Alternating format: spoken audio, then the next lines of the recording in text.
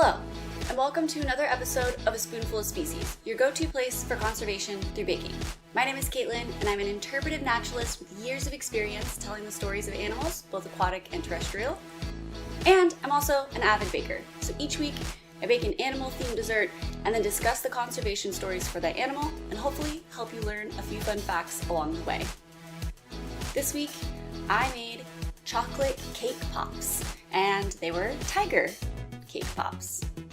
Made with candy melts and delicious chocolate cake, these tiger cake pops were really fun to make, and you can use any mold, but I like the ones that make them look like popsicles. To make your cake, you will need 3 cups of flour, 3 cups of sugar, 1 1/2 cups of cocoa powder, 1 tablespoon of baking soda, 1 1/2 teaspoon of baking powder, 1 1/2 teaspoon of salt, 4 large eggs, 1 1/2 cups heavy cream, and 1/2 of a lemon squeezed into the heavy cream, 1 1/2 cup of warm water, 1/2 cup of vegetable oil, and 2 teaspoons of vanilla extract. To make your chocolate cake, mix your dry ingredients together, sifting thoroughly. Add your eggs, oil, and water and beat on a low speed until combined. Mix the cream with your lemon juice and wait 5 minutes. Add that to the batter slowly, mix until combined, and bake at 350 degrees Fahrenheit in greased pans for 40 to 45 minutes or until a toothpick can be inserted and come out clean.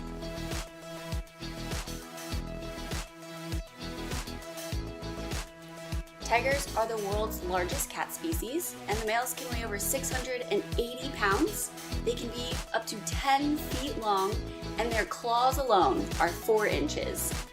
These large, beautiful animals are excellent at hunting, and their adaptations help them survive in their natural habitats. Their large size, their excellent sense of sight and smell all help them catch their natural prey, which are sandbar deer, wild pigs, antelope, all species that are native to their natural habitats. And speaking of habitats, tigers live in a wide variety of habitats. They can live anywhere from mangrove swamps to rainforests to savannas to grasslands. So they do well basically anywhere there's abundant food and water. Tigers are a bright orange with dark black stripes, and their bright color actually helps them blend in or camouflage in their environment. And the way that this works is that a lot of animals can't see the color red very well, but see the color green and blue a lot better than we do.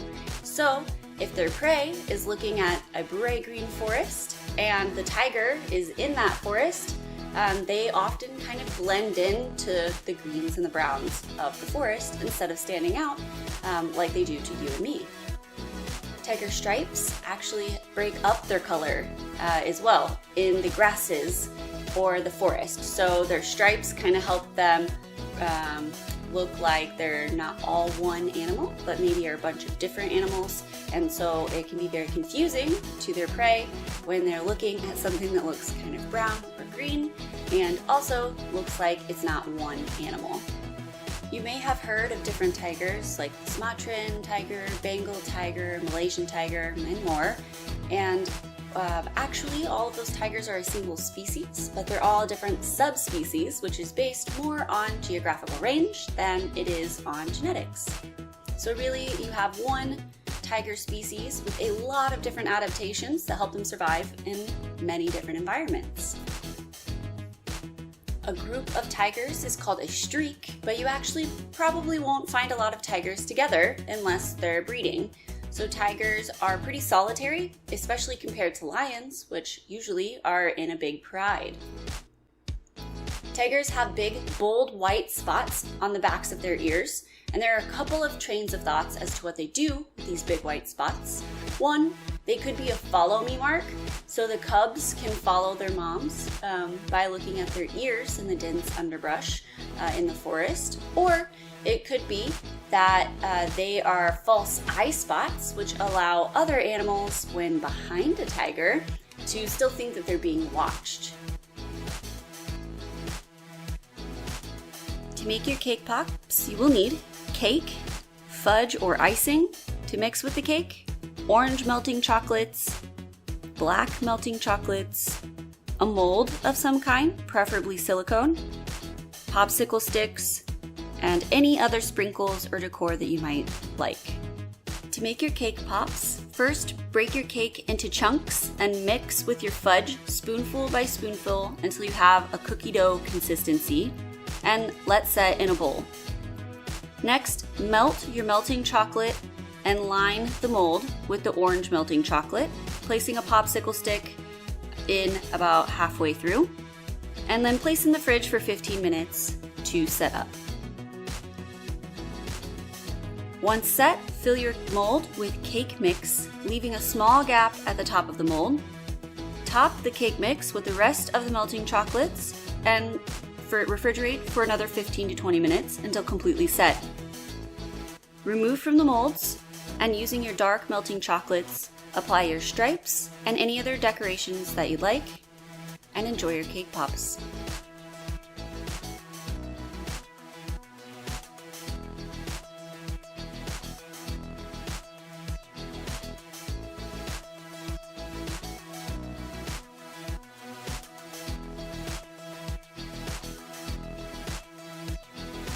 Tigers are definitely at risk for extinction. According to the World Wildlife Fund, there are between 3,200 and 3,900 tigers left in the wild.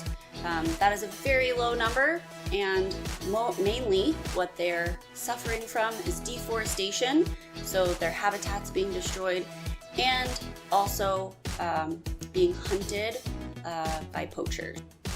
Their rapid decline in numbers is alarming, and without intervention, most likely they will not be around for future generations to enjoy. However, the good news is there's a lot of work being done to help save these tigers from extinction. The Conservation International is working with people and governments all over the world to protect natural habitats where tigers live and to help tigers thrive wherever they are right now. The Forest Stewardship Council is a organization that helps keep the wood that you buy coming from sustainable sources. So if you are going to buy wood, make sure it has that FSC stamp for Forest Stewardship Council.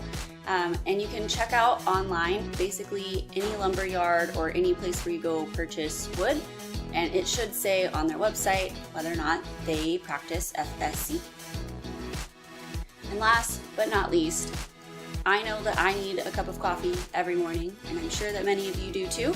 But unfortunately, in a rainforest, a lot of coffee plants and plantations for coffee cut down rainforests whenever they grow their plants. And this is a big problem because it's contributing to deforestation a whole lot.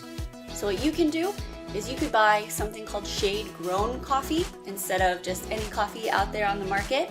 Shade-grown coffee makes sure that the coffee beans that you use to make your coffee every morning come from plants that are grown underneath the canopy of a rainforest instead of cutting a rainforest down in order to grow your coffee. This has been another episode of A Spoonful of Species. My name is Caitlin. I hope you haven't had as much fun watching this episode as I did making it. If you did have fun, like and subscribe wherever you like and subscribe, people, and I will see you next week.